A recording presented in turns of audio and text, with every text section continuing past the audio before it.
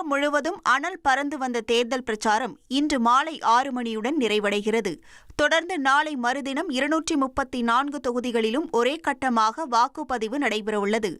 தமிழகத்தில் இந்த முறை திமுக, அதிமுக, தவேக மற்றும் நாம் தமிழர் கட்சி என தேர்தல் களம் 4 முனை போட்டியாக உள்ள நிலையில் மொத்தம் 4023 வேட்பாளர்கள் களம் காண்கின்றனர்.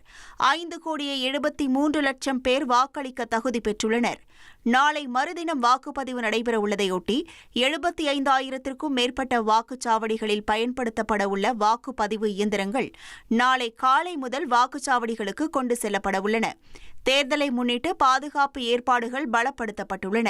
300 கம்பெனி துணை ராணுவத்தினர் மற்றும் 1,20,000 காவலர்கள் பாதுகாப்பு பணியில் ஈடுபடுத்தப்பட்டுள்ளனர். இதுவரை தேர்தல் பறக்கும் படையினரால் 1,200 கோடி ரூபாய் மதிப்பிலான பணம் மற்றும் பொருட்கள் பறிமுதல் செய்யப்பட்டுள்ளன.